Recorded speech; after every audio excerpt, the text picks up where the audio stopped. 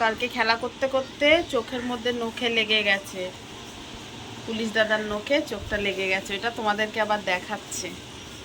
এই দেখো, একটা সুন্দর সকালে তোমাদেরকে অনেক অনেক ওয়েলকাম আমার ব্লগে। অনেক দিন পর আজকে আবার আমি ব্লগ করছি। আজকে স্কুল ছুটি, আজকে রাস পূর্ণিমা, তো তাই জন্য স্কুল ছুটি দিয়েছে।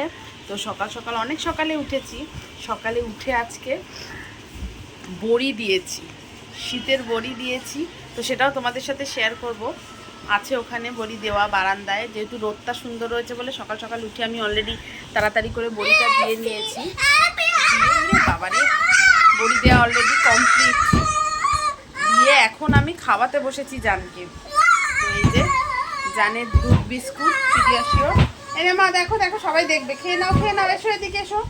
ওই দেখো ওই দেখো, এদিকে এসো এদিকে। এই যে আমার জান লোক খেয়ে খেয়ে নেয়, লোক খেয়ে আমার জান খেয়ে নেয়। তো চলো, এখন আমি আজকে যেহেতু পূর্ণিমা, তো পূর্ণিমার পুজো করবো। তো ইন্ট্রোই দেওয়া হয়নি। তো সবাইকে জানাই অনেক অনেক ওয়েলকাম আমার নতুন ব্লগের। Welcome back to my channel little world. আশা করি তোমরা সবাই খুব ভালো আছো, আমিও মোটামুটি ভালোই আছি। তো চলো, সারাদিন কি করি আজকে তোমাদের ছোট্ট ছোট্ট অল্প অল্প করে অবশ্যই তোমাদের সাথে শেয়ার করব। আর বড়িটাও অবশ্যই তোমাদেরকে দেখাবো। তো আগে জানকে খাইয়ে নিই, খাইয়ে টাইয়ে নিয়ে তারপর গিয়ে তোমাদেরকে দেখাবো আমি কীরকম বড়ি দিয়েছি। তো চলো, টাটা। কি করা রোদ উঠেছে, চলো তোমাদের সাথে শেয়ার করি আমার বড়িগুলো। এই দেখো, এই এক থালা হয়েছে, আর এই যে এই এক থালা। কেমন হয়েছে অবশ্যই কমেন্ট করে জানিও। আমি বড়ি দিলাম, বড় হয়ে এই ফার্স্ট টাইম বড়ি দিলাম। ছোটোবেলায় দিয়েছি, কিন্তু বড়োবেলায় এই ফার্স্ট টাইম দিলাম। এই দেখো কেমন হয়েছে অবশ্যই জানিও।